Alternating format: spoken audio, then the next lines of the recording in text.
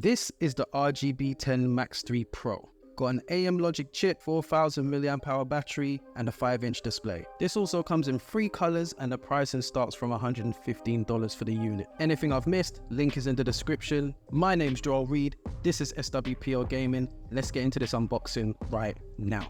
Here we go. It's been a little while since I've actually had a PAL TV product. I can't remember the last one that I had.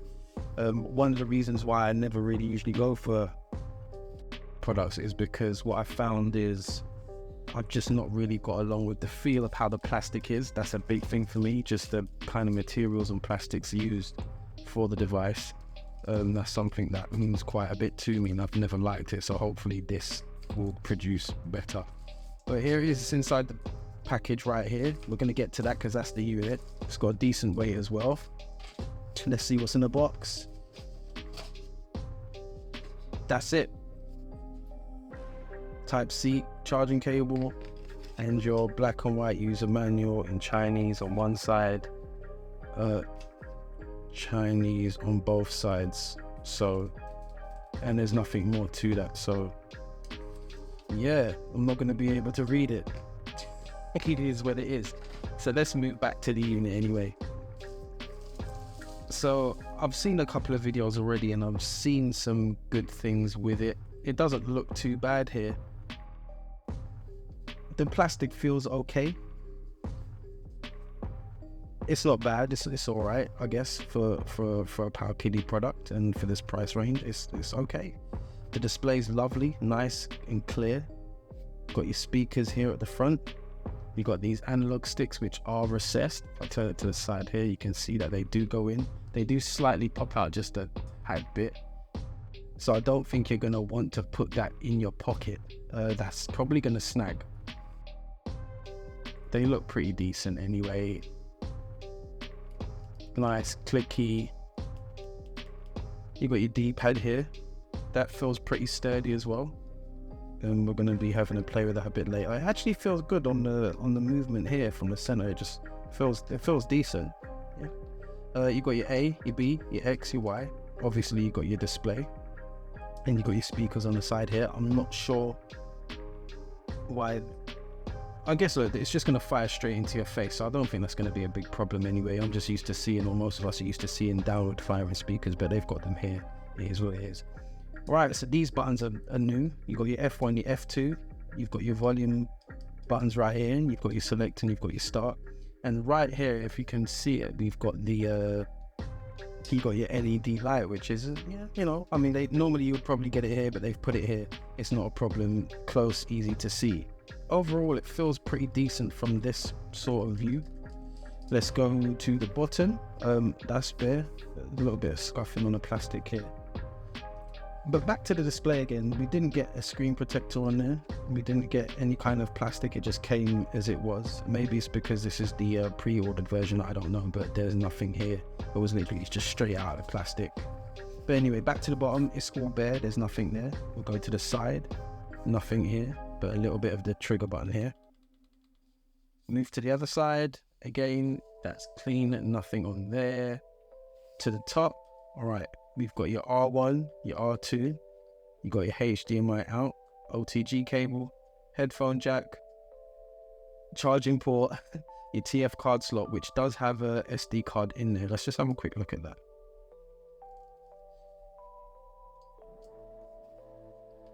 All right, so I've got a 32 gig SD card in here, which that's cool, I guess. I've never heard of this CPIY brand before, but that's what I've got, so I'll pop that back in.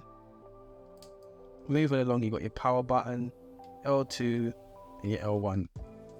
These triggers feel okay, nice, clicky. They're definitely going to get the job done, much like with what you've got with your A, B and your XY down here. But yeah, these feel decent.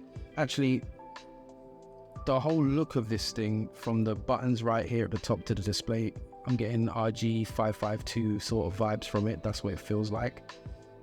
If your hands are super greasy, it's probably going to come out on here, so I wouldn't suggest eating a packet of crisps and then straight away going to pick up your device and play with it, because you're going to see that here. Even though it's somewhat matted, it's not a high gloss plastic on there.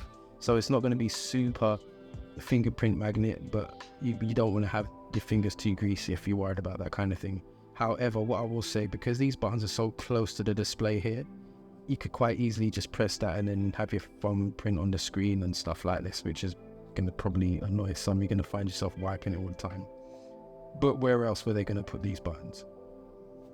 We'll go to the back, and it's completely bare. You've got your 4 screws, and you've got your I guess your coolant part here, your little vent that you have right here, and everything is bare. There's nothing written on it. And I'm just taking a look at the corner here, because sometimes you see that there's a bit of marking on the plastic here, but this one seems to be pretty decent. There's nothing bad going on there. It would have been nice to probably see some battery information at the back like what they normally would do with some of these devices, but there's none on here. It's not a big deal. So yeah, that's around the device. So I'm just going to take a moment to do a size comparison.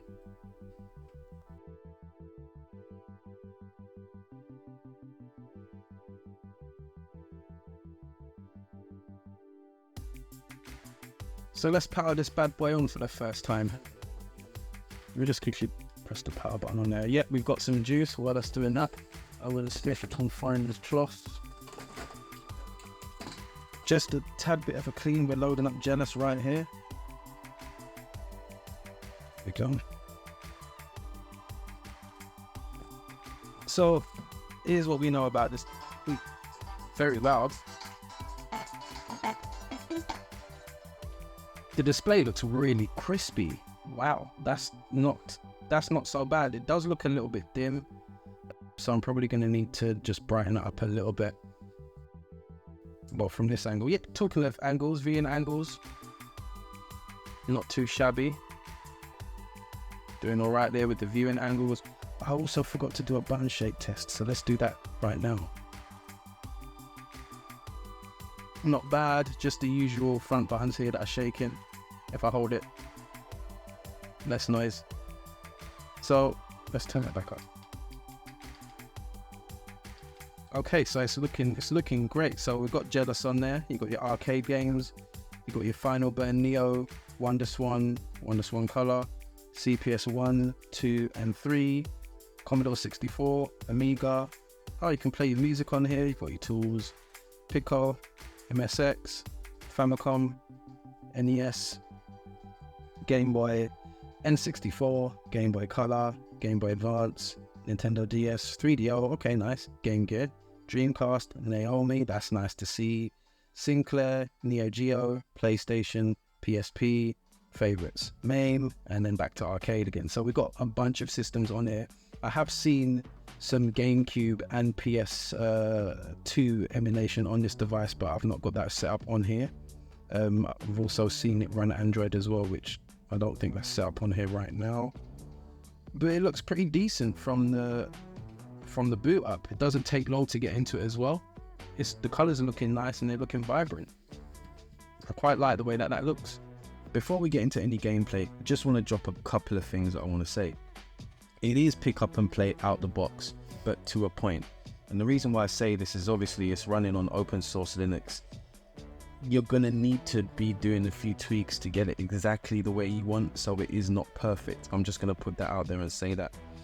There are a couple of other things about it that that you might want to know if you don't know.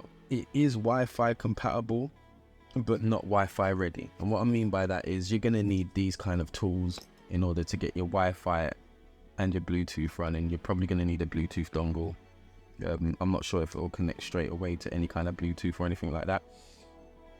But in that case, just have a Bluetooth dongle ready just in case.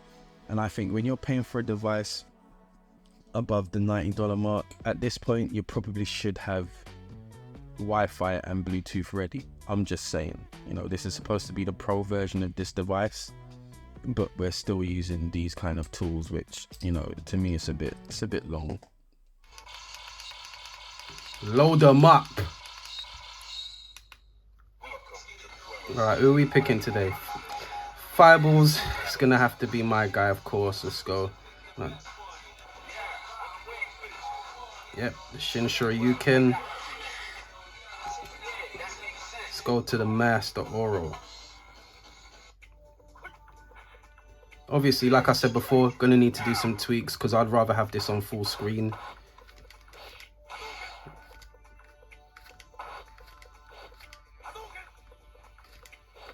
All right. Feeling a little bit stiff with the fireballs here. You can see that, see, and I'm doing the correct commands, but look, it works most of the time. But yeah, look that. All right, I guess for just standard up, down, left, rights, this D-pad's okay, but for these fireballs, it's not so good. Look, there we go. We have to go back to the analog. Okay, so let's get into some Miami Vice PSP. Oh, I'm going. Let's go crock it. Assume the position.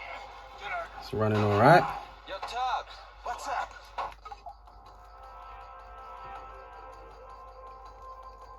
Oh yeah, I forgot how gully this game was. Okay. It looks great on this display as well. Actually, let me see if I can get the frame rate thing up. What do I need to press for that? Because I don't remember. Pause you, mate. Don't want you shooting me straight away. How do I get into all that? What's this? There we go. Let's see here. Let me go to a setting. It's not touch screen, innit? So, yeah. Wait, where am I going?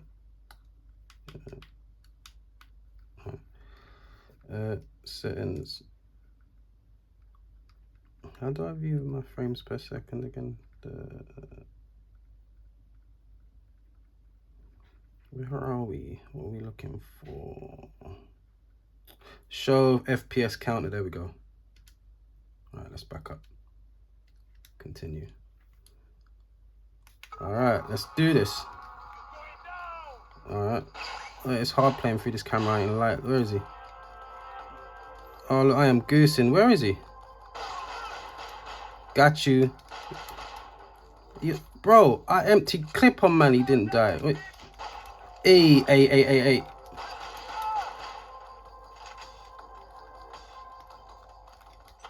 Okay, so running at 60 FPS, it's looking good. See, I get caught up in the game, bruv.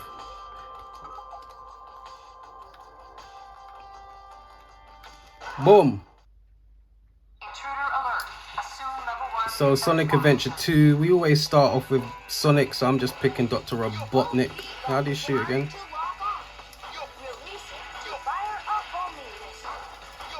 There we go. Super Mario World, let's go. Start off something nice and simple for the SNES.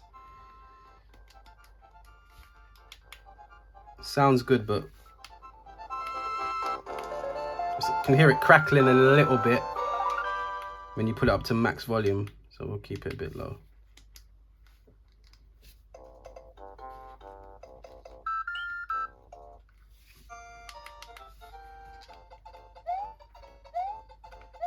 Okay. As you can see, I'm not the bro. I don't do Mario, especially through the camera, man. Mission. We'll go again. I don't know how some of these guys play this Super Mario Poo World and that, because that stuff is difficult. Ooh.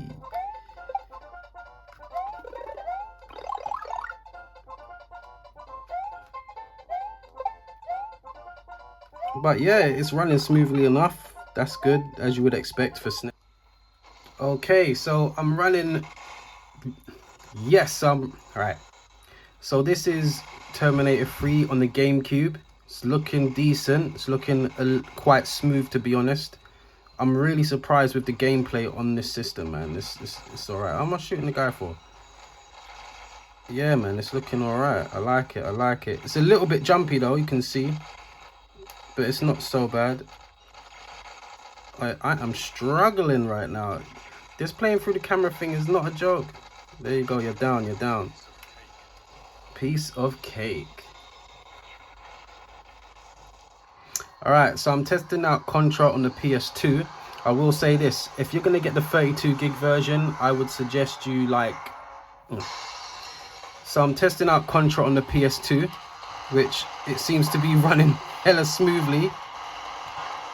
This is not bad, but I will say this: if you're gonna get the 32 gig version, just expect to not see a massive amount of games. You're gonna need to probably update your own libraries and stuff, which is kind of normal at this point. But just thought I'd let you guys know that. Hey.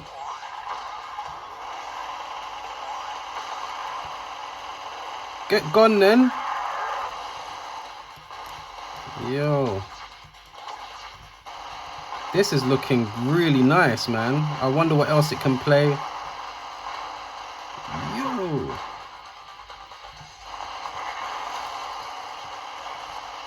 The performance is pretty good considering this is from the Linux side of things. So yeah, PowerKD's RGB10 MAX 3 Pro. Nice crispy display. I like the way that the buttons feel. That's not bad. In fact, I'm hoping that maybe someone in the community can make a couple of mods, or are there currently any button mods that are out there? Because I wouldn't mind putting some, you know, nostalgic Game Boy, original Game Boy maroon or deep red buttons in there. I think that would be pretty cool, or possibly with the color that it is, maybe some PS1 style buttons. What I don't like about the device is the fact that you have to have additional hardware in order to use the Wi-Fi functions and possibly the Bluetooth. I haven't really tested the Bluetooth out yet, but it's probably going to be the case. You're going to need extra dongles and stuff, and to me that's just old technology now. And I think if you're paying something again that's, you know, over the $90 mark, it should really come with those additional bits built in. Really impressed with how it plays. PSP for sure. I knew that was going to be easy anyway, but the shocker was the PS2 and obviously GameCube. This is going to be dependent upon the types of games you play. I would imagine that if you was to run something like, I don't know, Resident Evil 0 on the GameCube, that will probably have its little dips here and there. But yeah, I guess it's just going to be fun testing out the library, seeing what other new firmwares are out there or to come out there. So yeah, those are my thoughts. So yeah, guys, I hope you liked the video. Questions, comments and concerns, leave them in the link below, and I'll catch you in a bit. Take care, stay safe. Peace.